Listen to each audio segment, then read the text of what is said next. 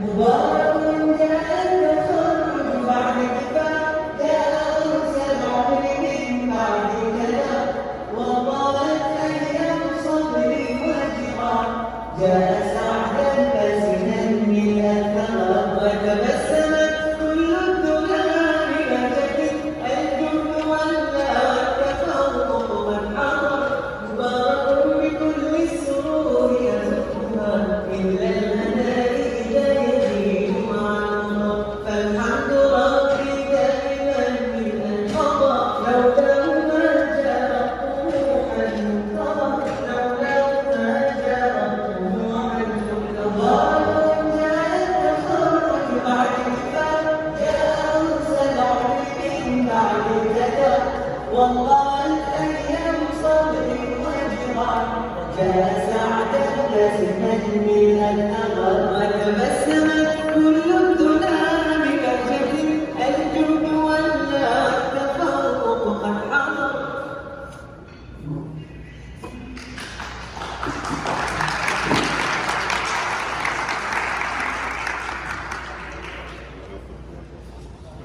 من الجامعة إن شاء الله. بسم الله الرحمن الرحيم. الحمد لله الذي من انتهى ضرب ولا تم جهد ولا ختم سعي الا بفضله. الحمد لله الذي ما تخطى العبد من صعوبات وعقبات الا بتوفيقه ومعنته. الحمد لله حين البدء وحين الختام، والحمد له على البلوغ والتمام، والصلاة والسلام على النبي المصطفى الذي قال: من سلك طريقا يلتمس فيه علما سهل الله له به طريقا إلى الجنة. أما بعد، سعادة مدير مكتب التعليم بشمال الأحساء الأستاذ خالد بن حمد السليم، سعادة عمدة مدينة العيون الأستاذ حمد بن علي الحربي، المدراء الأجلاء، الأساتذة الفضلاء، أولياء الأمور الكرماء، الخريجين الأعزاء، حفلنا الكريم، أحييكم بتحية أهل الجنة، تحيتهم يوم يلقونه سلام، فالسلام عليكم ورحمة الله وبركاته. فتيشروا للمجد كل عظيمة، إني رأيت المجد صعب المرتقى، من رام وسط الشمس حاب قلوبها سببا إلى آماله وتعلقا. فتعلموا فالعلم مفتاح العلا، لم يبق بابا للسعادة مغلقا. بداية اسمحوا لي أن أحدثكم عن هذا الصف العظيم الذي ساهم في تخريج أجيال من حفاظ كتاب الله عز وجل، وإنه لشرف عظيم لي أن أنتمي إلى هذه الثانوية. كنت أحد طلاب هذه المدرسة العريقة،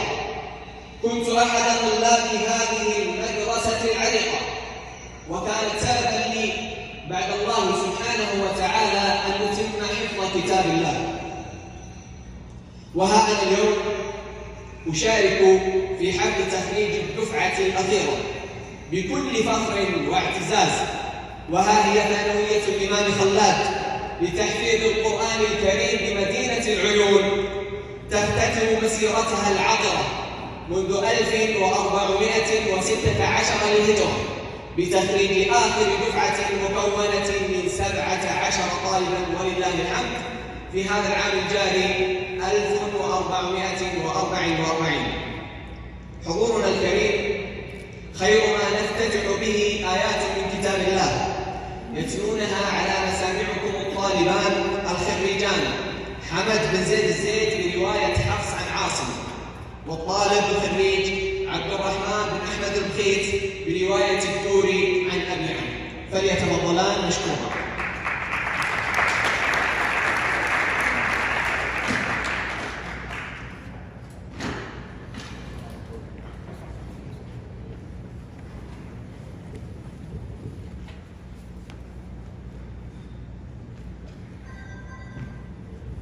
بسم الله الرحمن الرحيم. سبح لله ما في السماوات وما في الأرض وهو العزيز الحكيم.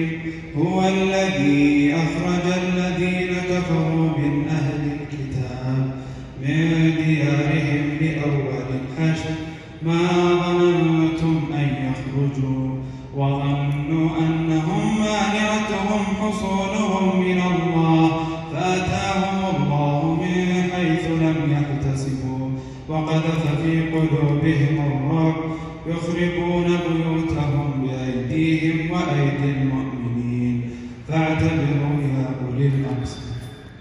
ولولا أن الله كتب عليهم الجلاء لعذبهم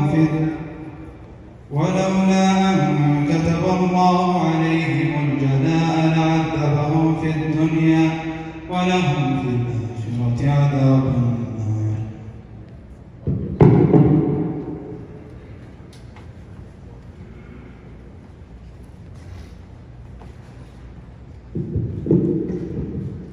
أعوذ بالله من الشيطان الرجيم. بسم الله الرحمن الرحيم. سبح لله ما في السماوات وما في الأرض وهو العزيز الحكيم. هو الذي أخرج الذين كفروا من أهل الكتاب من ديارهم لأول الحشر ما ظننتم أن يخرجوا وظنوا أنهم مانعتهم حصونهم من الله فأتاهم الله من حيث لم يحتسبوا وقذف في قلوبهم الرعب يخربون بيوتهم بأيديهم وأيدي المؤمنين فاعتبروا يا أولي الأبصار. ولولا أن كتب الله عليهم الجلاء لعذبهم في الدنيا ولهم في الآخرة عذاب النار.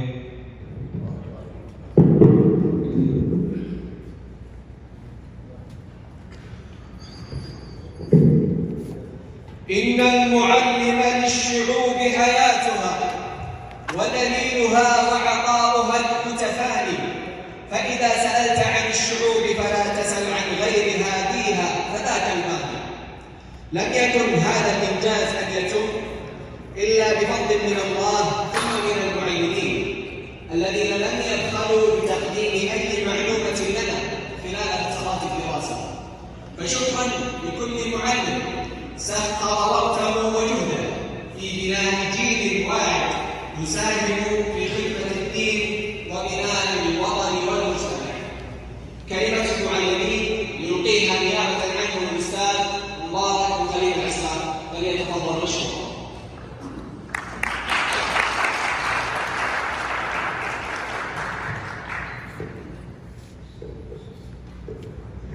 الحمد لله رب العالمين حمدا كثيرا طيبا مباركا فيه كما يحب ربنا ويرضاه. الحمد لله الذي بنعمته تتم الصالحات، واشهد ان لا اله الا الله وحده لا شريك له، واشهد ان محمدا عبده ورسوله صلى الله عليه وعلى اله وصحبه صلاه وسلاما الى يوم الدين. اما بعد، فان في هذه الليله المباركه نجتمع فيها على تكريم وتخريج الدفعة الأخيرة من مدرسة الإمام خلاد لتحفيظ القرآن الكريم بمدينة عيون. وإننا في هذا المقام لتختلط علينا المشاعر، مشاعر الفرح ومشاعر الحزن.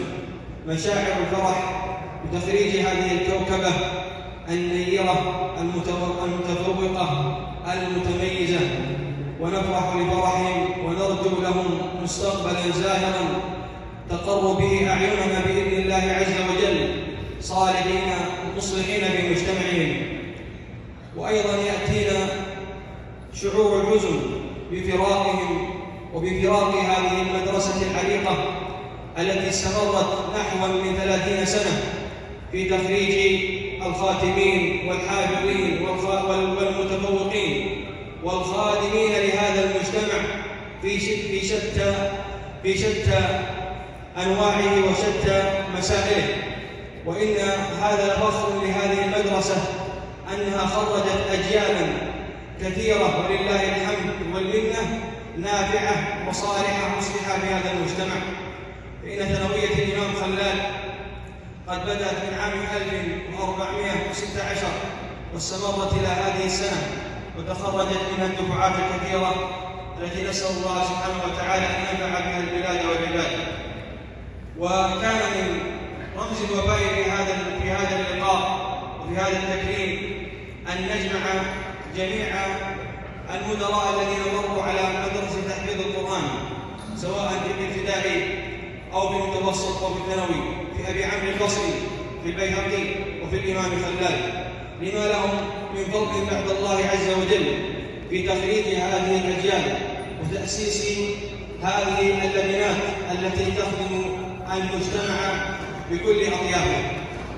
وإننا في هذا المقام المبارك نوصي الطلبة بأن يعتنوا بكتاب الله سبحانه وتعالى، فإن كتاب الله سبحانه وتعالى لا يتقيد بوقت ولا يتقيد بمرحلة ولا يتقيد بدراسة، بل إن كتاب الله سبحانه وتعالى هو النور الذي من تمسك به نجا ومن تخلف عنه هلك. فنوصيهم بتعاهد كتاب الله سبحانه وتعالى، فإن طلاب التحفيظ قد أتموا هذا القرآن مرتين، أتموه حفظا وأتموه مراجعة، وإن هذا من الوسائل التي تعينهم على مراجعته بعد تخرجهم. ومن جرب لذاذة القرآن فإنه لا يتخلى عنه. فنوصيهم بكتاب الله سبحانه وتعالى دائما وأبدا، ونسأل الله سبحانه وتعالى أن تقر أعيننا بهم في مستقبلهم القادم صالحين مصلحين بالمجتمع. وليعلم الطلبة أن قرة العين لآبائهم ولمعلميهم ولمجتمعهم أن يرونهم صالحين مصلحين في هذا المجتمع. والله نسأل سبحانه وتعالى أن لا يحرمنا وإياكم أجر، وأن يبارك لنا في ذرياتنا وأبنائنا، وأن يتقبل منا إنه ولي ذلك والقادر عليه. صلى الله وسلم على نبينا محمد وعلى آله وصحبه أجمعين.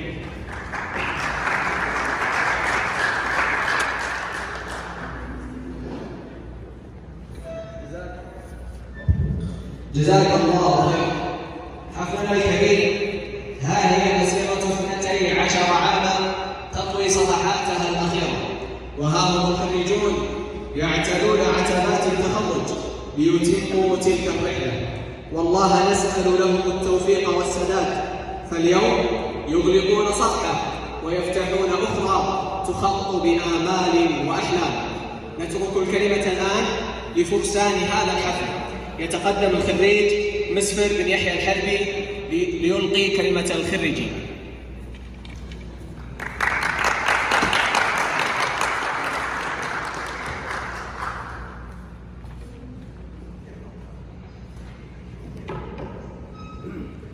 بسم الله الرحمن الرحيم. الحمد لله القائل: وقل اعملوا فسيرى الله عملكم ورسوله والمؤمنون، وستردون إلى عالم الغيب والشهادة فينبئكم بما كنتم تعملون. مديرنا الفاضل، آباءنا المعلمين، زملاء الخريجين، السلام عليكم ورحمة الله وبركاته.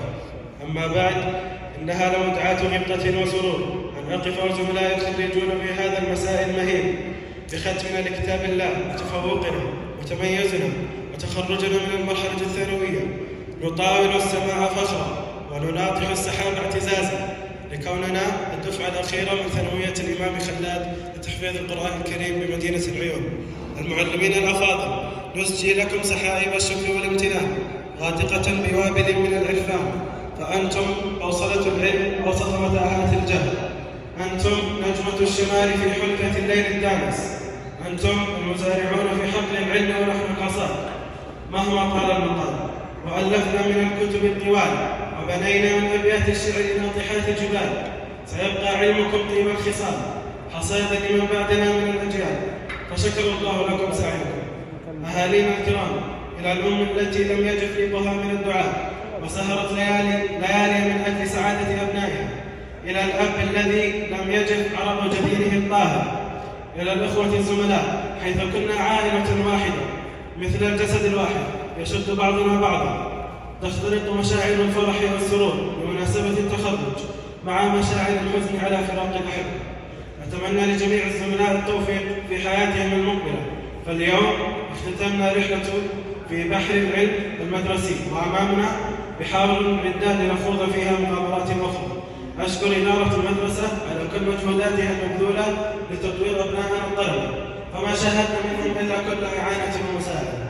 وأخص بالشكر الأستاذ مبارك خليفة العساف وطاقم العمل معنا الذين ساهموا في إخراج نجاح هذا الحفل بأجمل حلة. وصلى الله وسلم على نبينا محمد.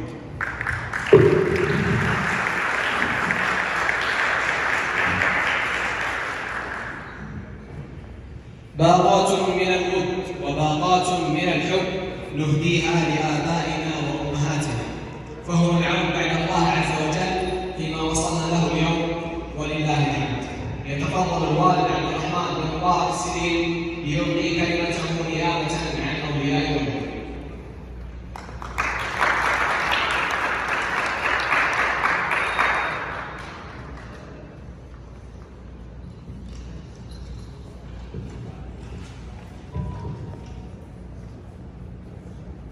بسم الله الرحمن الرحيم. الحمد لله القائل: يرفع الله الذين آمنوا منكم والذين أوتوا العلم درجات. والصلاة والسلام على نبي الرحمة القائل: خيركم من تعلم القرآن وعلمه. والقائل عليه الصلاة والسلام: إن الله يرفع بهذا الكتاب أقواما ويضع به آخرين. أما بعد، سيدي وتاج رأسي ووالدي الشيخ مبارك السليم، سعادة مدير مكتب تعليم شمال الأحساء الأستاذ خالد بن حمد السليم، سعادة عمدة مدينة العيون حمد بن علي الحلبي، قادة العلم والفكر والقلم، الضيوف الأكارم، أبناء الخريجين، السلام عليكم ورحمة الله وبركاته. تشرفت أن أعبر عن مشاعر أولياء أمور الطلاب الخريجين في هذا الحفل البهيج للدفعة الأخيرة من ثانوية الإمام خلاد لتحفيظ القرآن الكريم، التي أشرف على تأسيس مدارسها والدي حفظه الله وأطال في عمره، واعتنى بها أيما عناية حتى تخرج منها أجيال ممن يحملون العلم ويتلون كتاب الله عز وجل. وأنا كنت أحد خريجي هذه المدرسة في مرحلتها الابتدائية، وها أنا في هذه الكلمة أنوط عن أولياء أمور الخريجين ومن ضمنهم الإمام أحمد. ولا شك أن في هذه اللحظات هي مشاعر الفخر والبهجة والسرور بتخرج أبنائنا وارتقائهم درجة من درجات العلم وسلما من سلم الطموح. وأوصي أبناء الخريجين بتقوى الله عز وجل والأمل بما عملوا، وأن يتعاهدوا هذا القرآن الذي بين جنبيهم وتحمله صدورهم، والذين تلوه آية في هذه المدارس، وأن يجعلوا نورا لهم ونبراسا لهم في حياتهم القادمة، وأن يردوا جزءا من الجميل لهذا الوطن الظالم، فأنتم مستقبل هذا الوطن وإيمان رؤية ولي العهد المباركة. وختاما، كل الشكر لولاة أمورنا خادم الحرمين الشريفين الملك سلمان بن عبد العزيز وولي عهده الأمين الأمير محمد بن سلمان بن عبد العزيز على دعمه الكبير للعلم وأهله. ولا أنسى الشكر لكل المدراء والمعلمين الذين وضعوا بصمتهم في تعليم أبنائنا، وأقول لهم: أثركم باقي وغرسكم أثمر. نسأل الله أن يجعل ما قدمتم في موازين حسناتكم، ولا ننسى الشكر للأستاذ مسلم الجيد مدير مدرسة الجنود الثانوية وثانوية الإمام خلاد على جهوده المشكورة مع أبنائنا، وكذلك الأستاذ مبارك العساف على حرصه وعنايته لإقامة هذا الفكر البهيج. والشكر موصول للرعاة الكرماء والحضور البهيج. والسلام عليكم ورحمة الله وبركاته.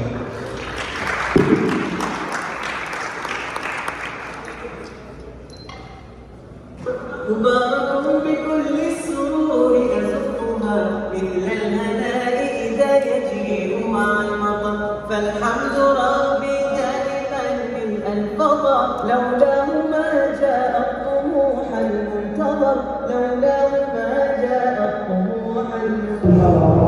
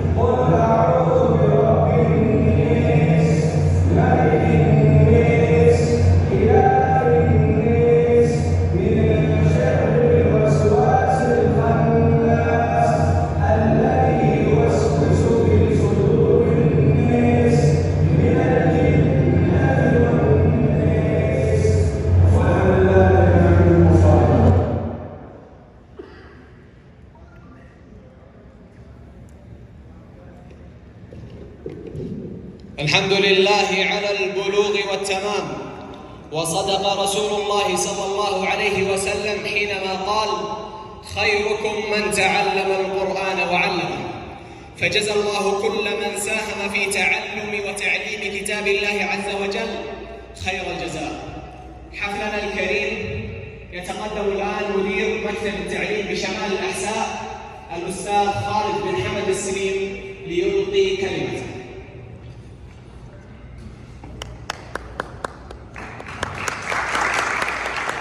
بسم الله الرحمن الرحيم، الحمد لله رب العالمين، والصلاة والسلام على المبعوث رحمة العالمين نبينا وحبيبنا وقدوتنا محمد بن عبد الله عليه أفضل الصلاة وأزكى التسليم. والدي الغالي وتاج راسي شيخي، واللي دائما أرى أن توجيهاته جزاه الله خير المؤسس لدراسة القرآن والمدير لها الشيخ مبارك بن حمد السليم، مع قبلة على راسه الأصل أن يأتي ويتكلم بيض وجهك ويبارك. أخي العزيز الغالي سعادة عمدة مدينة اليوم أستاذ حمد بن علي الحلبي، إخواني مديري المدارس والداعمين، إخواني المعلمين، هذه اللحظات بلا شك لحظات سعيدة. شو مبارك كنت جنبينا يقول الله بيض وجهي تعال والله يكثرون ذلك. جمعتنا بالمديرين الذين مروا على مدارس تحفيظ القرآن بمدينة اليوم، وكان كما تفسر كنا نسحب إن شاء الله نسحب. بداية بوالدي الغالي تقرأ الشيخ مبارك محمد السليم، وكذلك جاء من بعده الأستاذ الغالي استفدنا الكثير الأستاذ إبراهيم الكليم، وبعده الأستاذ إبراهيم محمد الغريب، وكذلك بعد الناس يخبر لكم ترى كل شيء. وبعده ويمبارك من 2016 عمر مديد خرج رجال كثير، كذلك الأستاذ إبراهيم الكليم بيض الله وجهه كذلك. وكذلك بعده الأستاذ إبراهيم بن محمد الغريب، وكذلك جاء بعده الأستاذ خالد بن عبد الله الزين. كل واحد منكم له تقدير وإجلال وإكبار على رأس كريم. ومن المديرين الذين مروا على مدرسة القرآن سواء هو عمر البصري أو الإمام البيهقي أو الإمام فلاح، نسيت ذكرهم، منهم الأستاذ خالد بن ناصر الحلبي بيض الله وجهه موجود جمعة كلهم، وكذلك الأستاذ خالد بن عبد الله الزين، كذلك وكذلك الأستاذ ضيف الله الحلبي، وكذلك الأستاذ محمد الماضي، وكذلك الأستاذ طاهر بن سالم الحماني، وكذلك الأستاذ سعد بن عبد الله الكريم، نسيت أحد، وكذلك سنة واحدة أستاذ عيد بن سلام اللي هو الآن مدير. والله يا إخوان إن هؤلاء المديرين يستحقون كل تقدير واحترام وإجلال، بذلوا من جهدهم ووقتهم من أجل أبناء الطلاب. بلا شك مدارس تحفيظ القرآن غالية على قلوبنا كلنا. اللي يقول كل من مر على هذه المدارس جزاك الله خيرا. كم خرجت من الأجيال الذين خدموا دينهم ووطنهم ومجتمعهم في هذه الدولة المباركة.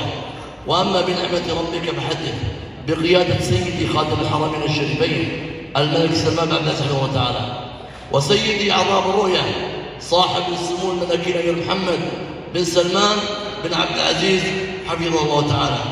نحن والله في هذا لا أريد أن أطيل أجزاء أختصر في هذه الدولة المباركة نتفائل بأن القادم أجمل. والله لن نجد دولة مباركة من هذه الدولة المباركة التي تعتني بالإسلام والمسلمين في كل مكان، وتعتني بكتاب الله عز وجل وسنة رسوله صلى الله عليه وسلم، تعتني بحياة القرآن بانضباطية بطريقة شرعية واضحة للحياة. الدولة المباركة تحرص على الحرمين الشريفين والمسلمين في مكان. ثانوية الإمام خلال بلا شك السنة هذه هي آخر سنة لنظام المقررات على مستوى المملكة العربية السعودية، ومن العام القادم بدأت الدولة المباركة في نظام المسارات أول ثانوي ثاني ثانوي، وإن شاء الله العام القادم بيكون صدارة نظام المسارات. الدولة المباركة جزاها الله خير مع عمل هذا المنهج المبارك. نرى دولة المباركة تهتم والله بالإسلام والمسلمين والقرآن والحرمين أجل اهتمام، لا زالت ولا تزال وهي تهتم بحفاظ القرآن الكريم ومدارس القرآن الكريم والقرآن الأجمل. وما هذه الكوكبة المباركة التي تخرج هذا اليوم، وبإذن الله تعالى سيكون لهم دور فاعل وبارز في خدمة الدين والوطن والمجتمع، وسيصبحون آباءهم بإذن تعالى.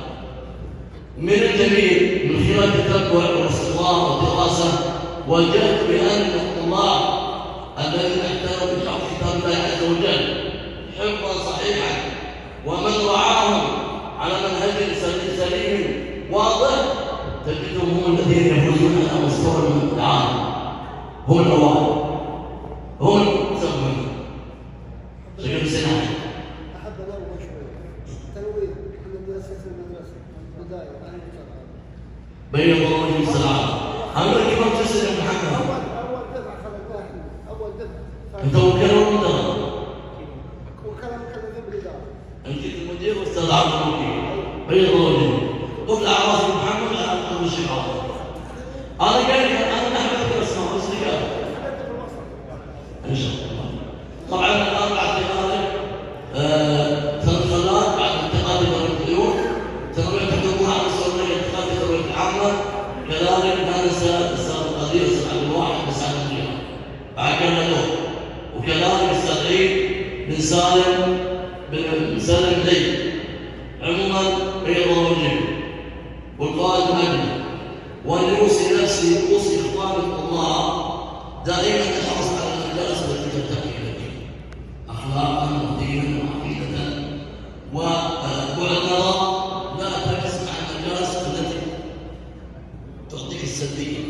للهزامية في القادم بإذن الله هذا. واحنا الحمد لله تحت قيادة حكيمة رشيدة ما صنعت كل هذا إلا من أجل الشيخ مبارك بيض الله وجهه. أنا جيت الثانوية وجزاه الله خير وكرم الله كراجل البصر المتميزين، واستمعنا على تلاوات جميلة وبقراءات مختلفة. فجزاك الله خير. يكفيني فخر بالاجتماع بمن مر على ما درس فيه الطلاب من العلوم سواء مديرين او وكلاء. محمد الاقتصاد حلو بس الاقتصاد حلو والمعلمين والوكلاء والطلاب والخادم وشكر الله بان اجمل باذن الله تعالى. ما دام في هذه الدوله المباركه باذن الله سنجد الخير الكثير. وسعيد سواء من خدم درس القران موجهين رياضيين او معلمين او اداريين، كل واحد منهم بيض الله وجهه ثم بيض الله وجهه ثم بيض الله وجهه. سنه الواحد ما في شك اداره بس تكون المدارس بكل اقتدار رغم الامام ضمن ثلاثه انسان والجمع بعد التسليم اللي وبيض الله وجهه واحد. ودي لو ودي بكبر التحميل بيض الله وجهه. الطيب اللي خرج عندنا لا يستقر، الوفاء والكرم منه ما يستقر. هذه المدينه الغاليه على قلوبنا اللي نحن كلنا من الاحياء كرم وجود سخاء وعلم طيب وعلم غالب كلنا لله. اسال الله ان يكون علم خير ويبارك معكم. انا ودي اذكر التعليم واحد اخذ بعض التعليم واحد من الساعات اما بيض وجهه والتوفيق وبلا شك.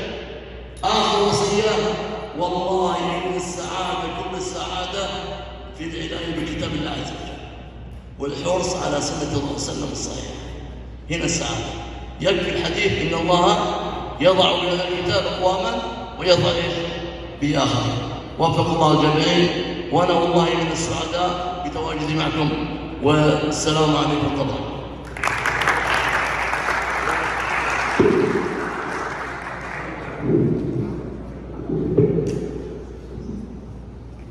وإكمالا للشكر حقيقة الذي بدأ الشيخ خالد الله يجزاه خير، لا ننسى المؤسسين حقيقة لهؤلاء الطلاب.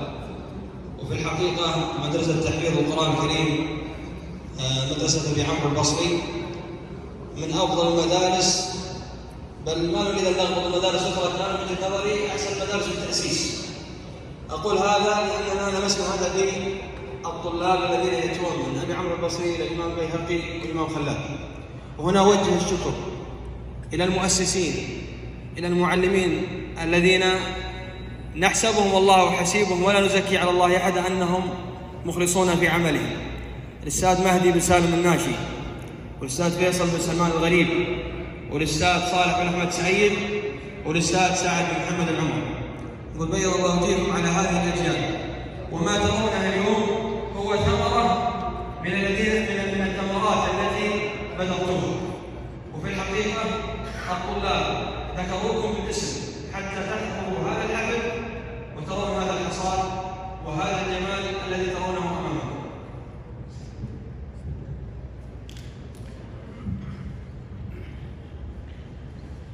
جزاك الله خيرا.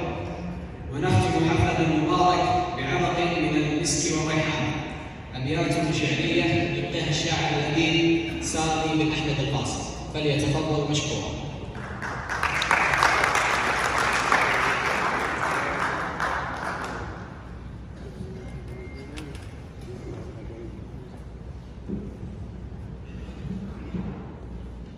السلام عليكم ورحمة الله وبركاته.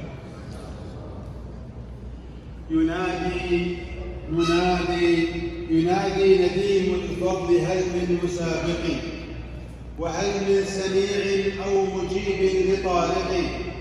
فقلت نعم إني لها ذلك الفتى، ولي في مسار الوصل بيض السوابق. فإن جاءنا من والد الحب زائر، أتيناه في حفر شفيف المصادق. نحييه بالأفعال ثم بقولنا، وليس مضيق الحال يوما بعائق. هلموا إلى قلب يفيض محبة وشعر لنا في الغرب مثل المشارق. لأهل العيون اليوم نهدي حروفنا، هي الأرض يهفو نحوها كل عاشق. بلاد يطيب الفعل، بلاد بطيب الفعل يكتب اسمها، وترتال ساحات الوغى بالبنادق.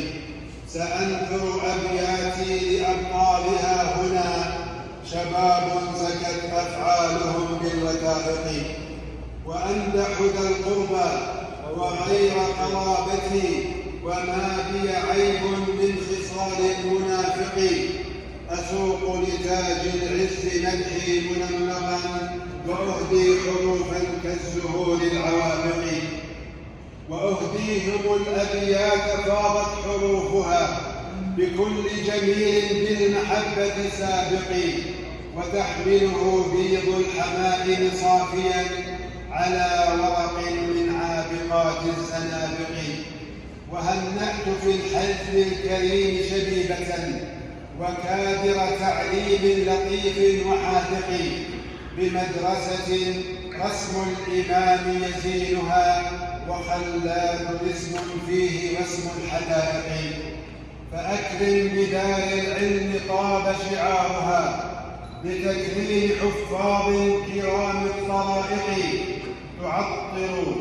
تعطر أجواء وتسرج أنجم، تبث زرابي ولين النمارق. ثنائي على طلابها فخر موطني، بكل لسان الشكر أصدق ناطق. كآبائهم من قبل حازوا مكانة، على قمة للمجد حلت بشاهق. وأجدادهم شادوا بناء وأسسوا، حياة بنوها فوق أكرم عاتق. ولا شيء مثل العلم أولى ببذله، ومن عادة الأبرار حفظ المواثق. وكم كنت أرجو أن تطول قصيدتي، وفيها حديث كالرضا بلذائق. ولكن رأيت الشعر يقصر دونهم، وأبوابه عندي بغير مغالق. فيا ساحل الإبداع أمسك سفينتي، لأذكر أني في الثنى شبه عالقي. السلام عليكم.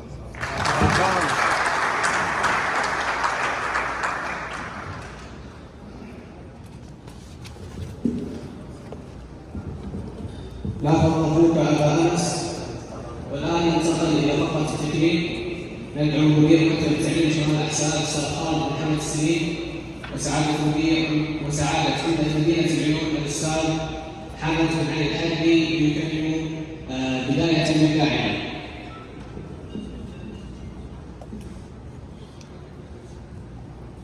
نبدأ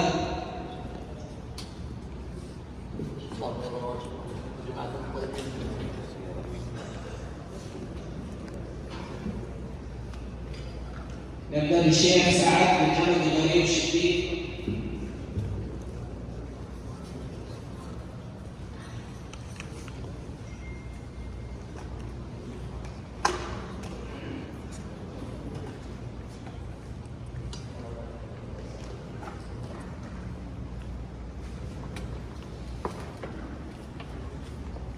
وقف.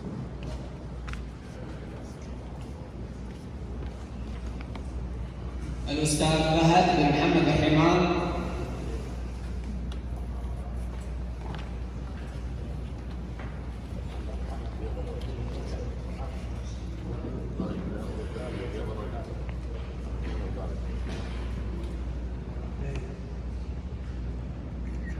وقف سليمان السليم رحمه الله.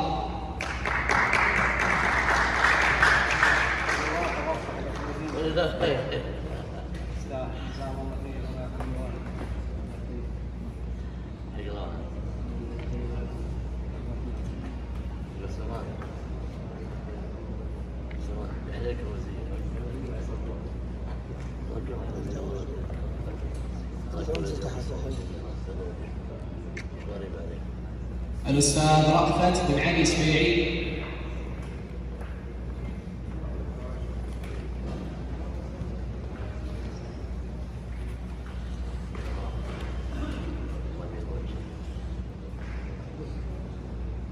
الأستاذ عمر بن صالح العتيبي.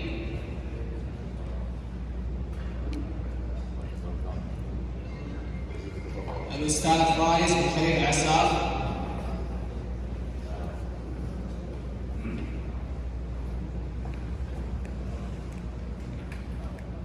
وكيل بداية الشابة شفايز استراحة.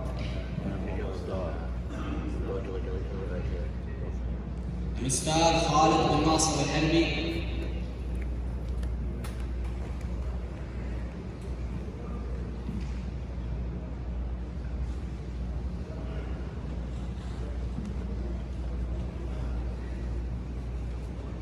الشاعر الأديب سامي بن أحمد القاسم.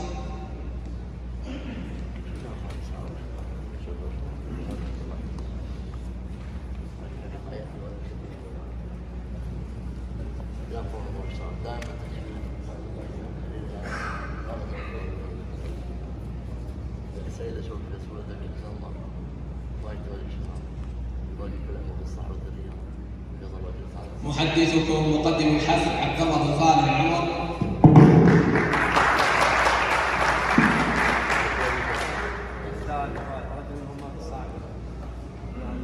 صراحة تقديم رائع ولا أروع ما شاء الله.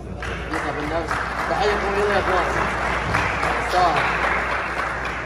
ثقة بالنفس مواجهة الجمهور بكل ما شاء الله اقتدار. بارك الله فيك. جميل يستاهل.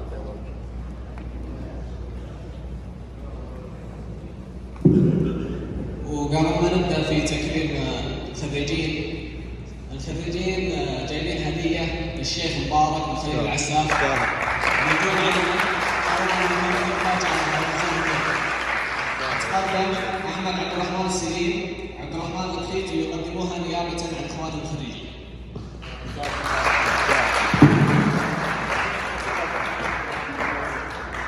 استاهل يا ابو.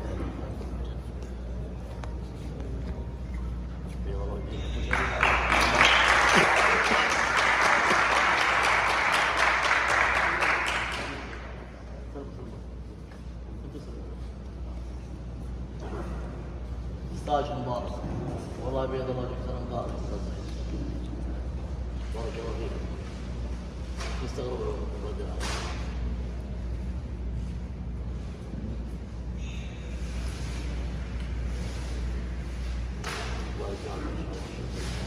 مبارك بيض الله عليك. على نبغى نجتمع على المدارك كلها.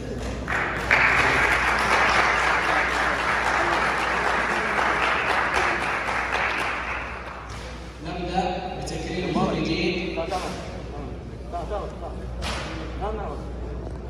بداية بعلي بن ذكر السليم.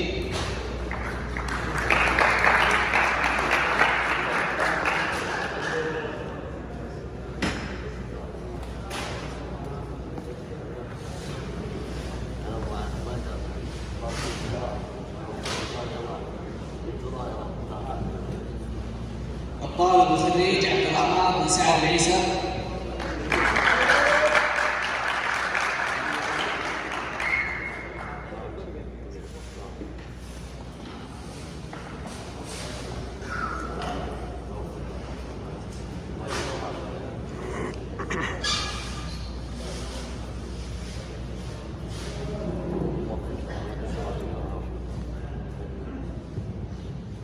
تكريم هذه تكريم خاصة من الأستاذ مبارك بن خليل العساف والأستاذ سالم بن نايف الربيع على تلفزيون المسابقة.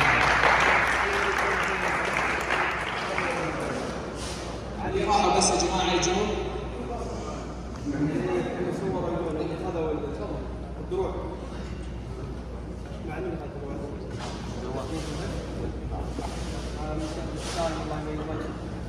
الله وجهك ابو نايف.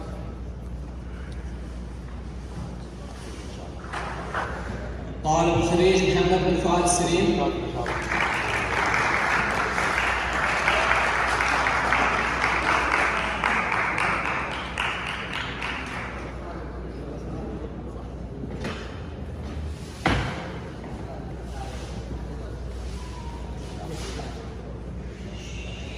الطالب الخريج سالم بن نادر العيد.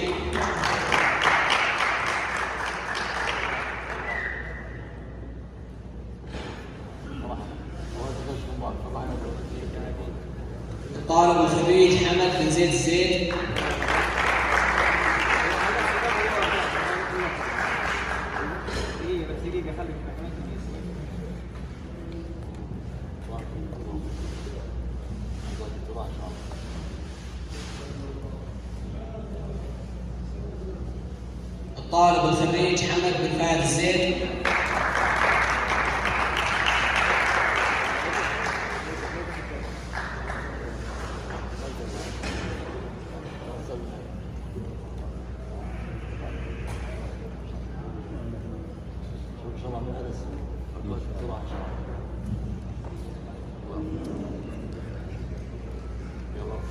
الطالب الخريج محمد بن خالد السليم.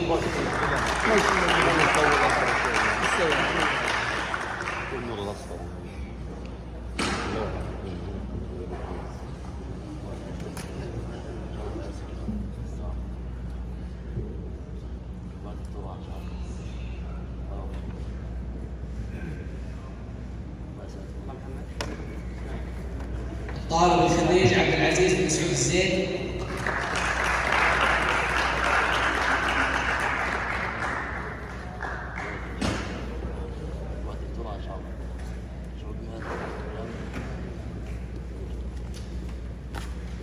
الطالب الخريج احمد بن عبد الرحمن السليم.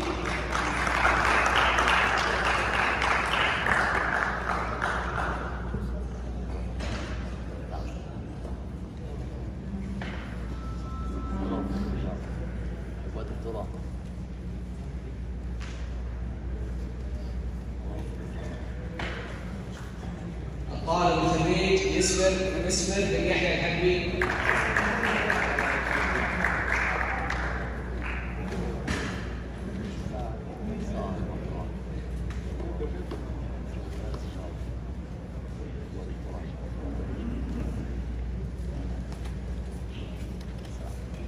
الطالب الخريج ناصر بن فتاح السهلي.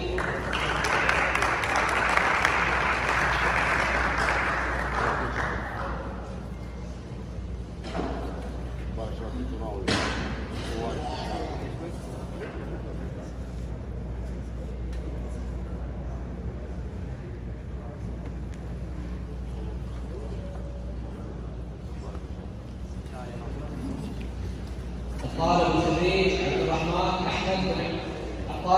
عبد الرحمن بن احمد الفيس.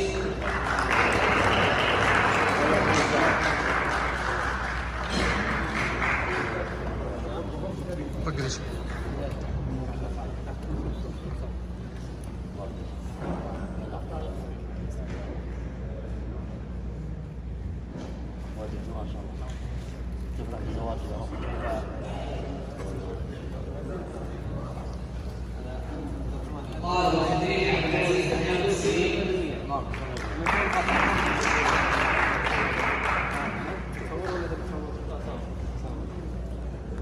رجع ورا شوي بس.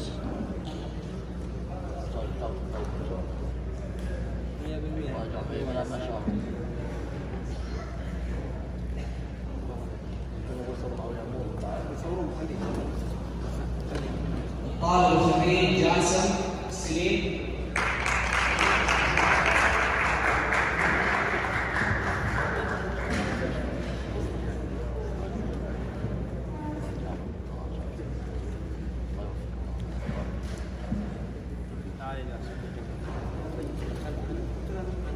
الطالب الخريج احمد بن بسام غريب.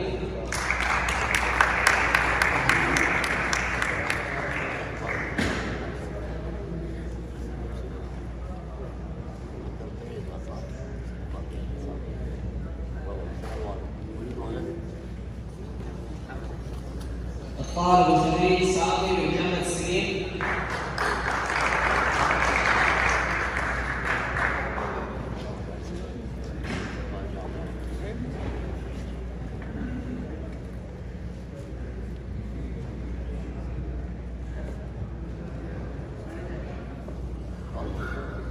ختام مهندس مع الطالب الخريج علي بن وليد الفسطاطي.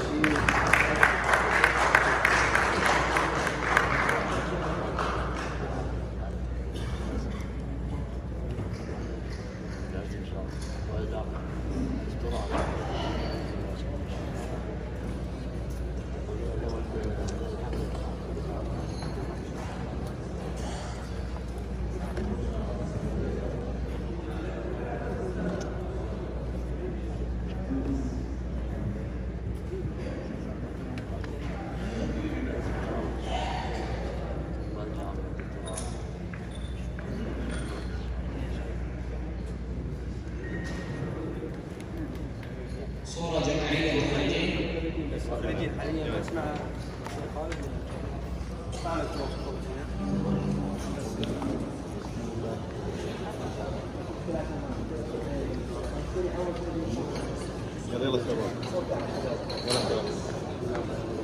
يلا شباب. مبارك.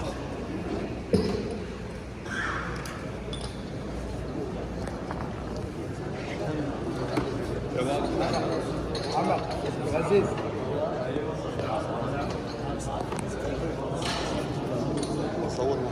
خلكم مجموعة واحد، ناس تحت وناس فوق احسن حتى تطلع الصورة احسن. لا سحب فوق شباب. كذا عشوائي ما يصلح.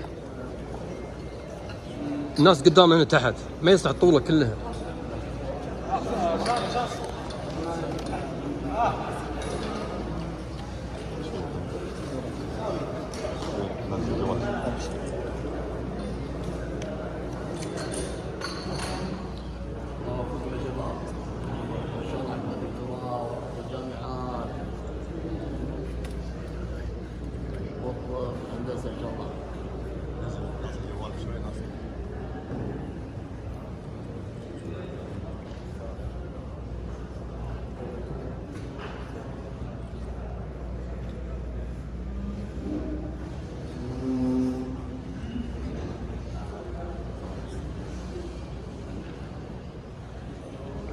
صور بس دقيقة.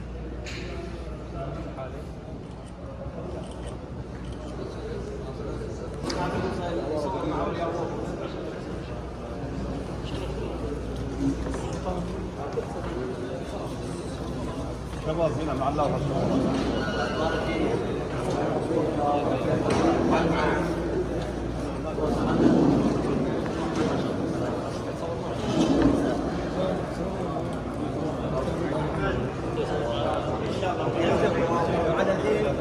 اللي بيصور يصور هذه خلنا جماعية.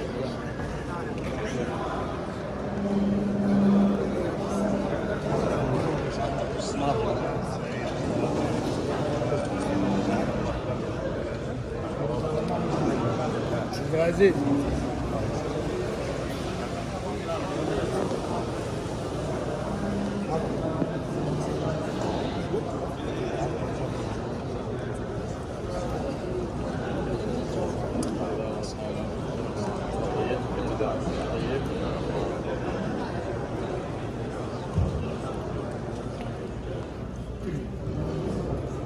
وبهذا نكون قد اختتمنا حفلنا المبارك.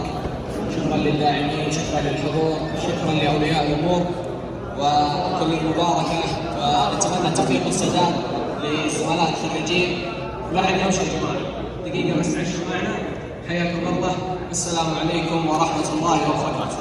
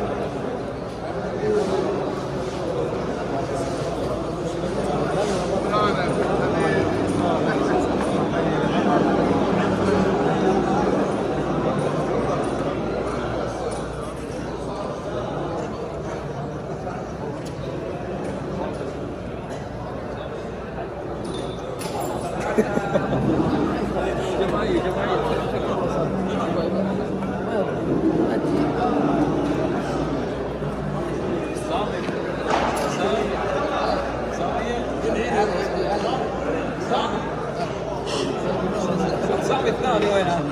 سامي محمد.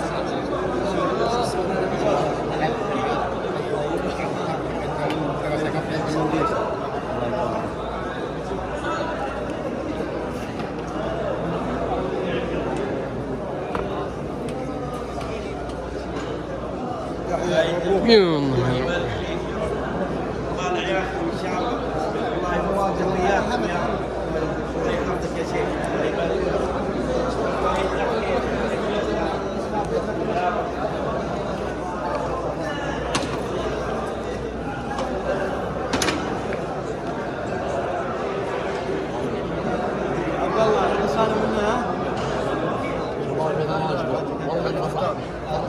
ايه يا عمي زين. الله يبارك فيك.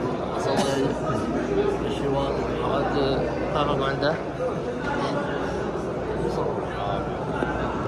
من عندي ذي كلها فيديو ترى، فيديو وصورة. طيب خلي الشيخ طلعت صورة هنا خاصة مع الحمام خاصة. يلا ابو تميم هنا هنا.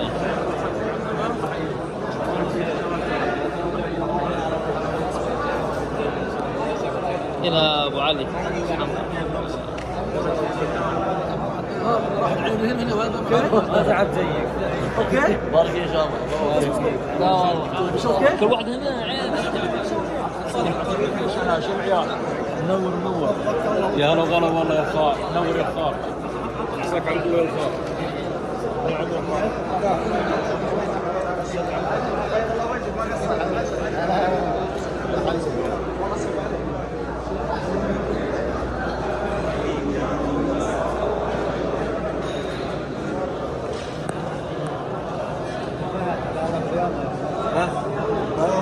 تعال باتشي.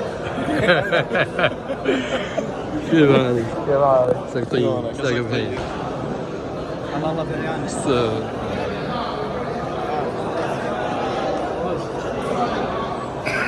كلكم صورة واحدة يلا مع بعض. ابو حمد كلكم مع بعض.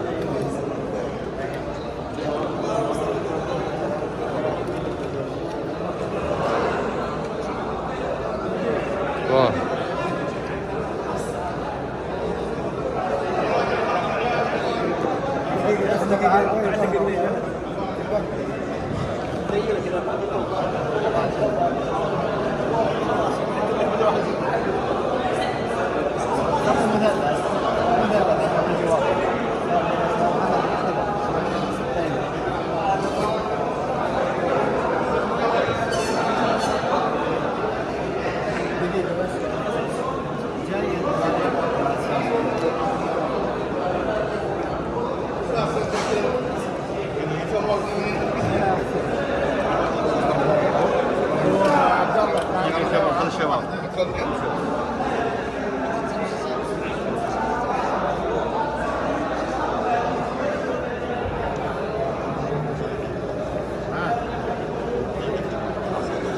البركة يا عيالي، البركة.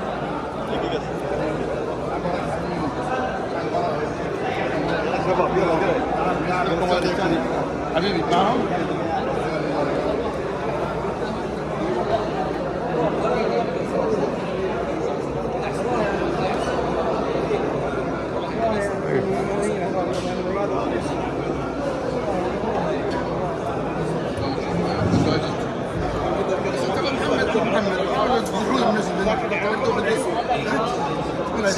فيديو فيديو.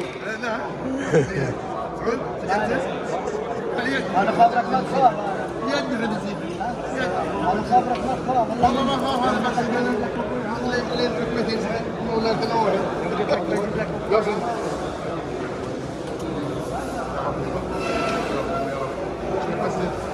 شوف الصراحة.